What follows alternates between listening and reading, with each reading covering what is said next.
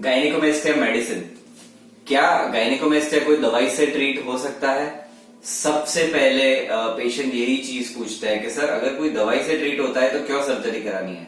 तो मैं भी वही मानता हूं कि अगर बुखार है आपको तो बुखार में पहले आपको दवाई लेनी चाहिए, फिर इंजेक्शन लेना चाहिए और फिर बॉटल चढ़ाना या फिर एडमिट होना चाहिए। तो ये ग्रेड होता है। तो ऑलवेज कोई भी मेडिकल कंडीशन होती है तो उसको दवाई से ट्रीट करो, अगर वो नहीं हो रहा है तो उसको सर्जरी से करो।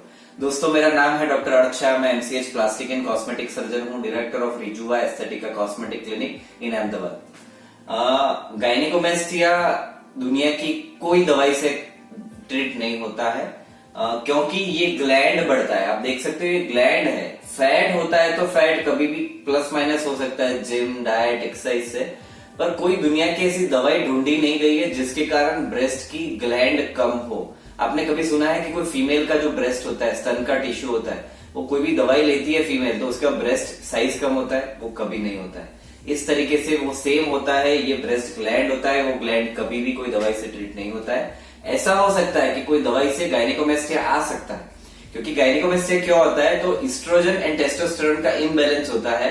उसके कारण जो एरोमेटाइज करके एंजाइम होता है उसकी एक्टिविटी बढ़ती है।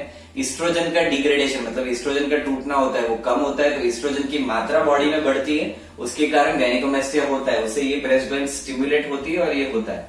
तो कई दवाई होती है, जैसे कि अल्कोहल कंजम्पशन, कोई बहुत अल्कोहल पीता है तो भी उसका गायनेकोमेस्टिया होता है।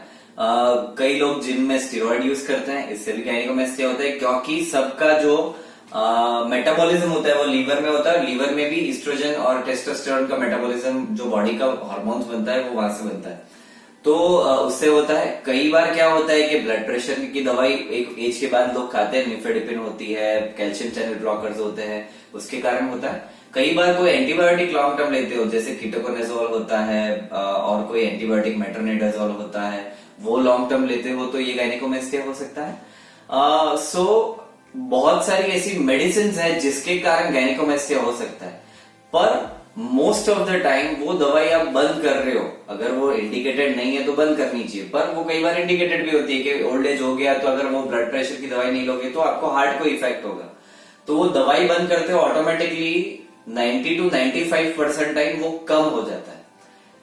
अगर वो कम नहीं होता है तो रेयर टू रेयर पॉसिबिलिटी में आपको कई सालों के बाद आपको सर्जरी का सोचना चाहिए, पर मोस्ट ऑफ द टाइम अगर दवाई से हुआ है तो वो बंद हो जाता है। तो आप दवाई बंद कीजिए, आप सर्जरी ऑप्ट मत कीजिए। तो ये वीडियो बनाने का उद्देश्य ये था कि पेशेंट्स का पूछना होता है कि कोई मेडिसिन हम ले। कई सारे एंडोक्राइनोलॉजिस्ट या कई अदर डॉक्टर्स देते हैं टैमोक्सिफेन। दोस्तों वो टैमोक्सिफेन है, वो ब्रेस्ट कैंसर में दी जाती दवाई है, तो वो ब्रेस्ट कैंसर में यूजफुल होती है, वो कभी गायनेकोमेस्टिया में यूज नहीं होती है। तो उसमें भी कई साइड इफेक्ट्स होती है ब्रेस्ट कैंसर में जो यूज होती है, तो आप वो यूज मत कीजिए। कई सारे पेशेंट्स आते हैं जो बोलते हैं R19 ली हमने, ये होम्योपैथिक दवाई ली पर सर कोई फायदा नहीं हुआ। पेशेंट 6-6, 12 महीना, 2-2 साल तक लेते हैं, 10,000, 20,000, 30,000 रुपए खर्च लेते हैं। तो पैसे तो खर्च किए ही, पर आपका माइंड इसमें इन्वॉल्व होता है। आप मेंटली वो चीज से इन्वॉल्व हो जाते हो कि मेरे को एक होप बनती है, मेरे को इससे अच्छा होगा, पर वो नहीं बनता है तब ज्यादा डिप्रेशन आता है। तो बेटर है आप ये सब चीजें यूज मत करो। आप कोई भी अच्छे से प्लास्टिक या कॉस्मेटिक सर्जन के पास जाओ, आपको गायनेकोमेस्टिया है और बोलो सर मेरे को ये है और मेरे को सिंगल स्कार की होल स्कारलेस सर्जरी मेरे को करनी है, तो वो अगर कर रहे हैं तो वो आपको हेल्प करेंगे। अगर नहीं हो रहा है तो आप अहमदाबाद भी आ सकते हो और हमारे से ये सर्जरी करवा सकते हो। Thank you so much.